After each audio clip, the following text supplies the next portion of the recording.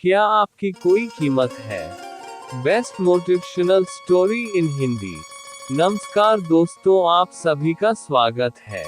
आज की यह कहानी आपको जिंदगी की कीमत बताएगी।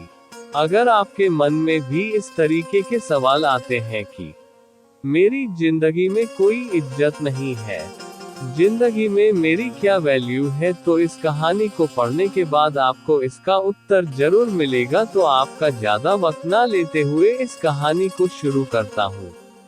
मैं सबसे पहले बता दूं कि यह एक काल्पनिक कहानी है। आप मुझसे बहस ना करें, लेकिन पूरी कहानी सुनने के बाद आपको लगे कि कहानी अच्छी नहीं है तो कमेंट में जो आपका मन करे वो लिख देना। अब मैं शुरू करता हूँ।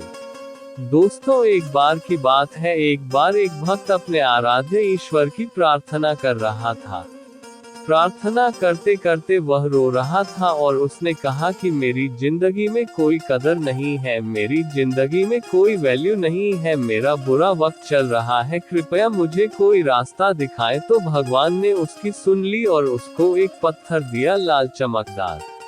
जी हाँ, लाल चमकदार पत्थर। भगवान ने कहा कि जाओ और इस पत्थर की कीमत पता करके आओ, लेकिन तुम इस पत्थर को बेच नहीं सकते।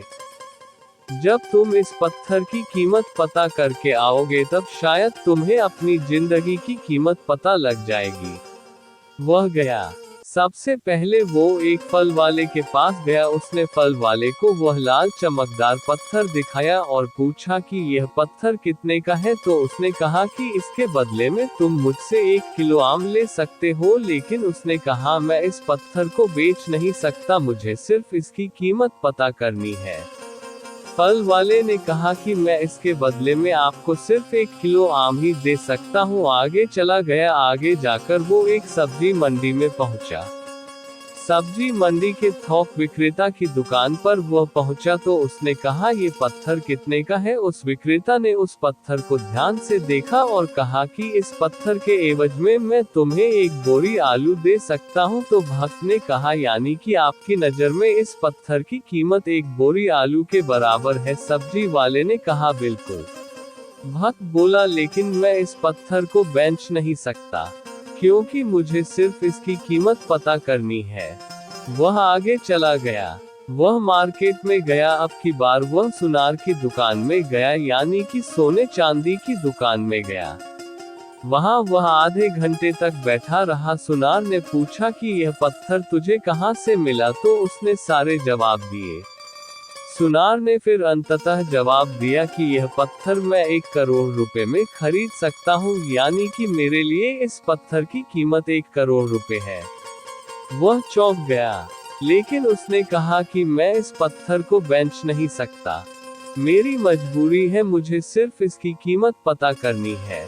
सुनार ने कहा कि मैं तुम्हें इस पत्थर के 2 करोड़ रुपए दे सकता हूँ। वो कहते हैं ना कि हीरे की परख जौहरी को होती है, वही बात थी। फल वाला और सब्जी वाला क्या जाने। सुनार ने आखिर कहा तुम ये पत्थर मुझे दे दो, लेकिन भक्त ने कहा कि नहीं, मैं इस पत्थर को बेच नहीं सकता। अब वह हीरे के बहुत बड़े व्यापारी के पास जाता है और उस पत्थर की कीमत पता करता है। हीरे का व्यापारी उस पत्थर को देखता है और आधे घंटे तक उस पत्थर को वह देखता रहता है। उससे पूछता है कि यह पत्थर तुम्हें कहां से मिला। भक्त बोला कि पहले आप मुझे बताओ कि इसकी कीमत क्या है। हीरे का व्यापारी कहता है कि इसकी मैं क्या कीमत बताऊं जो बेशकीमती है। यह एक बहुत मूल्यवान रत्न है जिसकी अभी तक कोई कीमत नहीं है, इसका कोई मूल्य नहीं है। वह उस लाल चमकदार पत्थर को नमन करता है और लाल कपड़े में रखता है और वापस वही बात कहता है कि इसकी कोई कीमत नहीं है, ये बेशकीमती हीरा है। इस दुनिया में जितने भी हीरे हैं उन सब में कीमती रत्न है।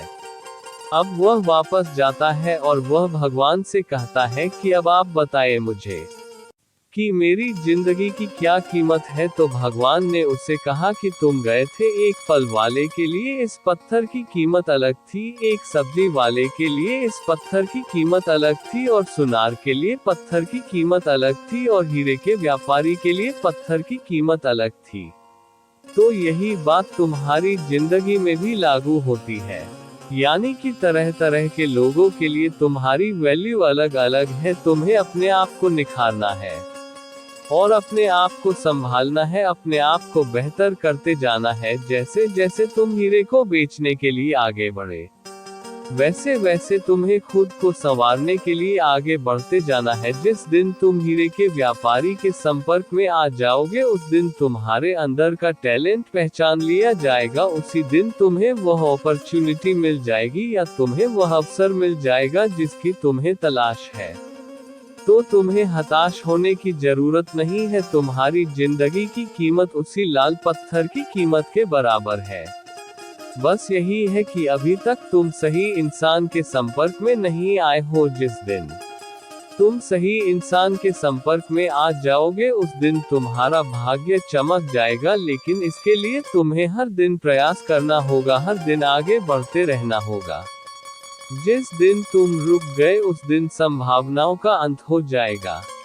अंततः मैं आपसे विदा लेता हूं और मुझे पूरी उम्मीद है कि यह कहानी आपकी जिंदगी को बदल सकती है और इस कहानी से आपको भी काफी अच्छी लर्निंग मिली होगी।